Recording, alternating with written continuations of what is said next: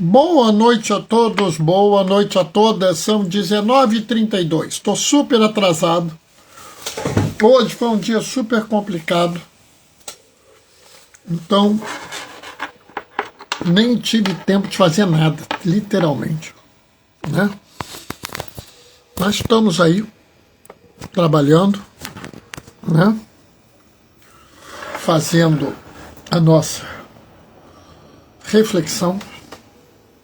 Hoje eu já fiz celebração da palavra lá na nossa comunidade, né? E agora eu vou fazer a reflexão aqui. Essa semana, esses dias próximos, eu vou ter bastante atividade. Então eu vou ficar meio perdido aí nos compromissos. Nossa, já são 19h34, são nem 32. Mas tudo bem, pessoal. Importante é a gente celebrar a palavra, entender o Evangelho e, acima de tudo, viver o Evangelho. Sabe, é preciso que a gente viva o Evangelho. Existe uma mania, às vezes, da pessoa de ficar querendo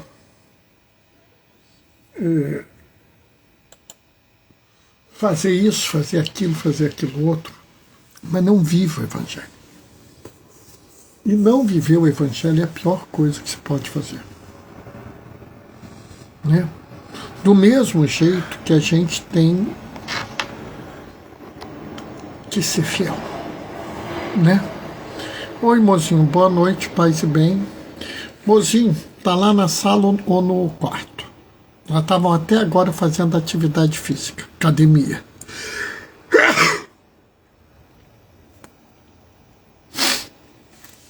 Depois viemos para casa. Cheguei aqui, eu precisava comer alguma coisa, porque eu estava já depauperado. E vocês sabem, né? Que eu tenho diabetes, eu tenho que me cuidar, né? Porque é uma questão de responsabilidade, né? Inclusive, vocês sabem que eu não faço mais jejum, né? Porque eu necessito de tomar cuidado com isso, né?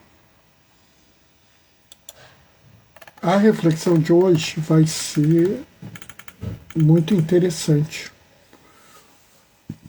E eu quero trazer ela para você com uma visão totalmente diferente. Tá? Então vamos lá. O Senhor esteja convosco. Ele está no meio de nós. Proclamação do Evangelho de Jesus Cristo, segundo Lucas. Naquele tempo disse Jesus aos seus discípulos: que vossos rins estejam cingidos e as lâmpadas acesas. Sede como homens que estão esperando o seu senhor voltar de uma festa de casamento para lhe abrir imediatamente a porta quando ele chegar e bater. Felizes os empregados que o Senhor encontrar acordados quando chegar. Em verdade, eu vos digo, ele mesmo vai cingir-se e fazê-los sentar-se à mesa, e passando os servirá. E caso ele chegue à meia-noite ou às 3 da madrugada, felizes serão, se assim os encontrar. Palavra da salvação. Oi, Gracinha, boa noite, paz e bem. E olhando essa passagem, vocês têm várias reflexões possíveis. Mas o que normalmente se faz, a reflexão canônica, a homilia canônica sobre esse momento, é a homilia que fala sobre a vigilância. Você precisa estar vigilante, você precisa estar atento, você precisa ficar atento às coisas. Eu acho que é interessante essa reflexão, ela não está errada. Né? Bernardo, você fala que ela não está errada, por quê? Porque uma coisa é você fazer uma reflexão que realmente está errada. Por exemplo, eu vou pegar isso aqui e vou fazer uma reflexão dizendo que a gente está falando sobre jejum. Não está falando sobre jejum.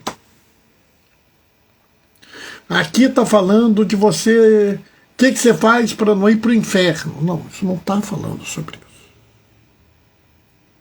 Né? Que normalmente as pessoas falam sobre a vigilância. Mas eu não gosto de ficar nesse lugar comum. E não é porque eu quero ser diferente dos outros. É porque eu entendo que existem alguns princípios. Quando eu leio a Bíblia, interpreto a Bíblia, eu tenho alguns princípios. Né? Primeiro, é que a leitura ela tem que estar encarnada, ou seja, do mesmo jeito que Deus se encarna para salvar a nós, a palavra de Deus ela tem que estar encarnada no meio de nós, ela tem que habitar no meio de nós. Como eu falei no domingo, né, Deus é presente na história da gente. Deus não está abandonado lá em cima, sozinho, largado. Não, Ele está aqui, no meio de nós, e Ele é ativo na história da humanidade. Não de uma forma infantil, fazendo milagrezinho, ou fazendo a decisão, o que vai acontecer com você agora, mas através do corpo místico de Cristo, a igreja de Cristo que age no mundo. Do mesmo jeito é a palavra. A palavra ela é viva e eficaz na vida da gente, então ela tem que nos dar uma lição para hoje. Segurou essa primeira ideia?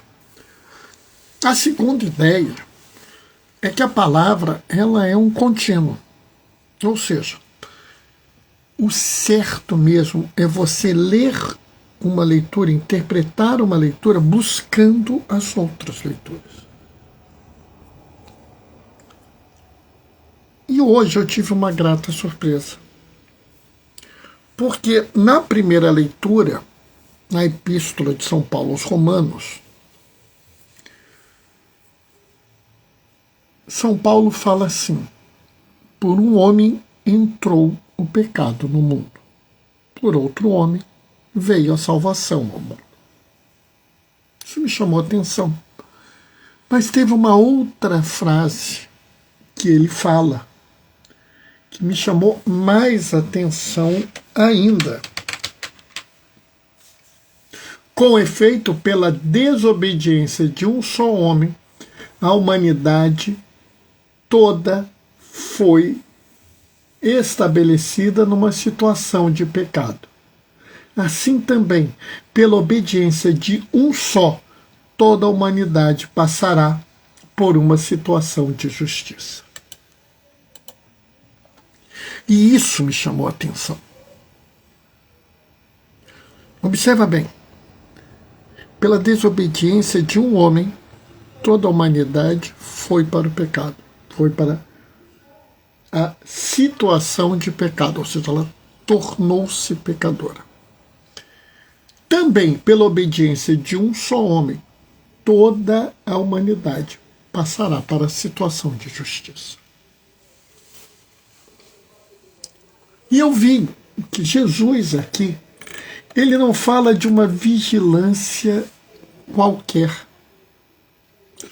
Porque às vezes a gente pensa vigilância. Se eu falar assim, você tem que ser vigilante. Eu não estou te dizendo nada. Você tem que ser vigilante com o quê? Que tipo de vigilância você tem que ser? Será que você tem que ser vigilante contra as ciladas do demônio? Oh, demônio! O demônio vem atrás de você! Olha a minha cara, ó.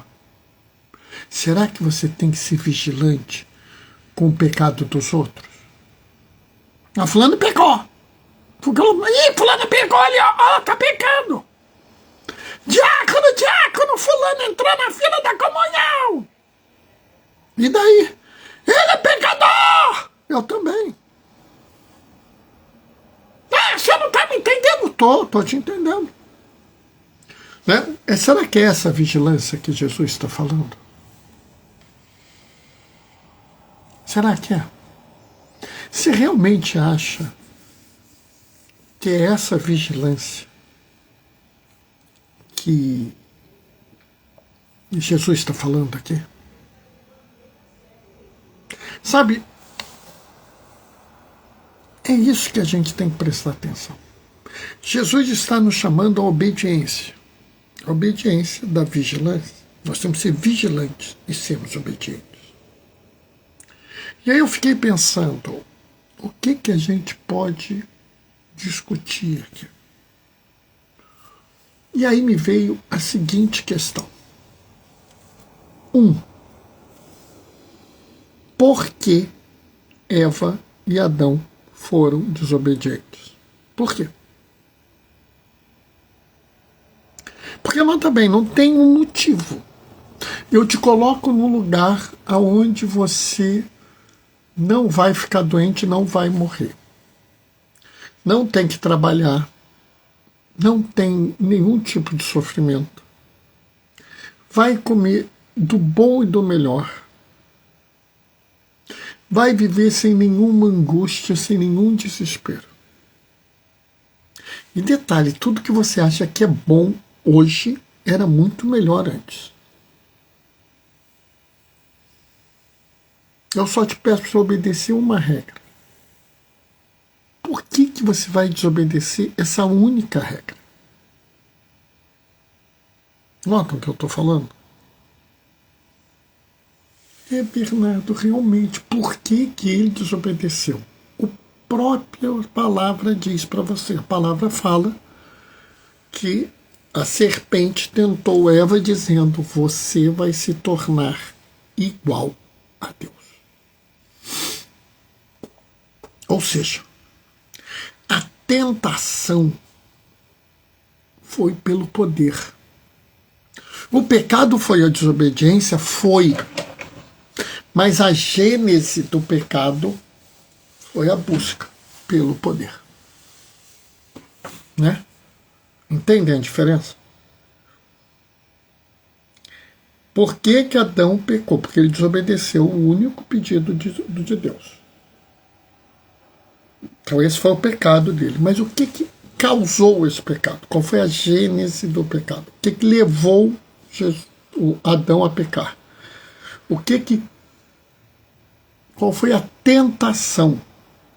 Foi o poder. E até muito interessante, porque o Papa Leão XIV começa a exortação de Lex T falando uma frase que Deus fala à igreja de Filadélfia: eu te amei. A igreja de Filadélfia era fraca e pobre. Ela não tinha poder. E sabe quantas pessoas hoje falam de um cristianismo sem Cristo? Como assim, Bernardo? Porque falam de seguir a um Cristo que não é Jesus. Porque o Cristo da vitória, o Cristo da força, o Cristo do dinheiro, da prosperidade, da fama, do poder. Algumas pessoas chegam a usar a religião como plataforma política. Eles chegam a entender que o ganho da religião é uma posição financeira, econômica, política, no serviço. muito doido isso. E isso não é diferente da serpente do paraíso. Isso não é diferente do lobo assassino que ataca o rebanho. E do outro lado,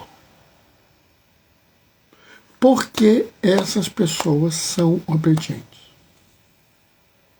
Porque elas estão com seus rins cingidos e suas lâmpadas acesas. O que as motiva a fazer isso? É o oposto do poder. Ué, Bernardo, então o oposto do poder é ser fraco. Te peguei. Não é. O oposto do poder é o serviço. Observe, não é a servidão. Observe que eu falei que é o serviço, não é a servidão. E aqui é importante a gente tomar cuidado, porque é muito fácil distorcer essas coisas, né? Eu cada vez mais falo contra aquele adágio que o pessoal usa muito na igreja: quem não vive para servir, não serve para viver. Não falem isso. Porque aí você não está falando de serviço, você está falando de servidão. Você está pregando. O que você está pregando não é libertação, é opressão. Olha bem, se você não vive para servir, você não serve para viver. Quer dizer que se eu sofrer um acidente e ficar incapacitado, eu não valho mais nada? Eu não vou servir para viver? Deus não vai me amar? Quer dizer que se eu não fizer 18 coisas no meu trabalho, só fizer 17, eu não estou valendo nada? Se eu não participar de 15 pastorais na igreja, só participar de 14, eu sou um mau cristão? Sabe, a gente não pode distorcer. Existe uma espiritualidade do serviço, que é uma coisa maravilhosa, mas que normalmente é distorcida, né? Então, por exemplo, por que eu vou ao presídio? Porque eu vou encontrar Jesus no preso. Se você é ministro da comunhão, qual é o seu trabalho? É participar de uma missa e ajudar o padre no presbitério, no altar? Não! O seu papel na igreja, o seu munus, a sua atividade é levar a comunhão para quem precisa fora da igreja. Você até pode levar a comunhão dentro da igreja, porque você pode ter uma pessoa, por exemplo, que quebrou a perna, está com dificuldade de se locomover, veio à missa. Você vê o sofrimento, a dificuldade, você vira e fala assim: fica sentado, a gente vai mandar um ministro aí. Normalmente, quando tem missa com muita gente, eu faço isso, eu olho para lá, olho para cá, vejo lá alguém que precisa, você vai ficar sentado, eu vou mandar um ministro aqui. Não, diácono, eu posso dar, não, eu vou mandar um ministro aqui. E eu já brifo logo, já aviso logo para o ministro: fulano, você vai pegar uma comunhão e vai levar para aquela pessoa ali. Ou se tiver 2, 3, vai pegar 3, 4 comunhões, vai levar para aquele, para aquele, para aquele, para aquele. Isso é serviço. Por quê? Porque eu encontrei o irmão que sofre, o irmão frágil, o irmão pobre, o irmão indefeso, a pessoa vulnerável. e cuidei dessa pessoa. Sabe, há 2 domingos atrás, eu estava lá na igreja, cheguei mais cedo, fui para a porta, comecei a receber as pessoas. E foi um dia muito raro, porque normalmente, né, eu tenho subido para as capelas. Mas naquele dia eu não precisava subir, então fiquei ali atendendo as pessoas e muita gente não me via 2, 3 meses. Diácono, que bom, que bom. E aí chega uma pessoa que eu nunca tinha visto. Bom dia, e na hora que eu falei bom dia, ela olhou assim para mim e começou a chorar. Caiu assim no meu ombro, chorava. Né? E aí aquela confusão de sempre, padre, meu casamento está acabando, eu não sei o que fazer e tal. Aí é a hora que você vai discutir serviço ou servidão. Eu estava pronto. Se aquela mulher precisasse, eu não entrava na missa, ia ficar ali cuidando dela. Por quê? Porque mais importante do que a missa é aquela mulher vulnerável, sofrendo, que estava na minha frente. Essa é uma lógica. E o que seria a servidão? Eu começo a atender essa pessoa, mas está na hora. Senhora, com licença que está na hora da missa, eu vou para lá. Entende a diferença? Bernardo, mas então, qual é a vigilância que eu preciso fazer? Muito bom, pergunta perfeita. Qual é a vigilância que eu preciso fazer? A vigilância da oportunidade para fazer o bem. A vigilância de buscar as formas de agir conforme a palavra do Senhor. Nota a diferença? E aqui é uma coisa muito gozada. Por quê? Porque o compromisso com o poder levou à desobediência e colocou a humanidade toda em situação de pecado. Agora, o compromisso com o serviço, não com a servidão, o compromisso com o serviço, levará a humanidade à obediência e à situação de justiça. Mas aqui é obediência do quê? Da palavra do Senhor. Da palavra de libertação de toda e qualquer opressão, de toda e qualquer injustiça. A palavra que produz vida, que aumenta o bem comum, que vai gerar a paz, até porque a paz é fruto da justiça, já dizia Isaías. É essencial entender que a obediência aqui é a obediência aos mandamentos do Senhor. E o maior de todos, o único mandamento dado por Jesus, porque os outros foram dados por Deus Pai, Deus Filho, Jesus Cristo, Deus encarnado, nos deu um e apenas um mandamento. Se você seguir esse único mandamento, você seguirá todos os mandamentos da igreja. Amai-vos uns aos outros, como eu vos amei. Então, essa é a chave. Você tem que estar vigilante, sim, com seus rins cingidos, com sua lâmpada acesa, buscando seguir, estando alerta para as pessoas das periferias sociais e existenciais, as pessoas pobres, as pessoas indefesas, as pessoas vulneráveis. Fique alerta também para o resto da criação, a Mãe Terra, a Irmã Água, o Irmão Fogo, né? As árvores irmãs, os irmãos animais. Eles também precisam da nossa vigilância.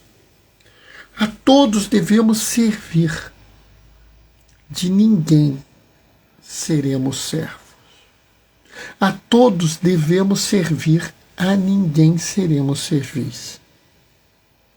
A palavra de Deus não é para te oprimir, para te obrigar ou para te maltratar. A palavra de Deus é para te curar e libertar.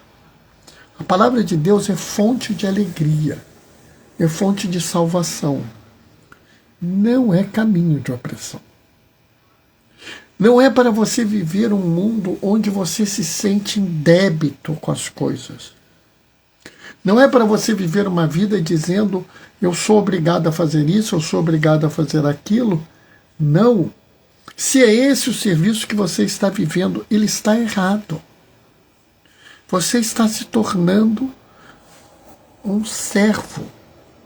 Você está se tornando servil e não é isso que Jesus te pede. Jesus te pede um serviço que gera alegria, que gera paz. Um serviço que gera justiça. E, acima de tudo, que te conduz a uma vida plena. E só existe vida plena com liberdade e alegria.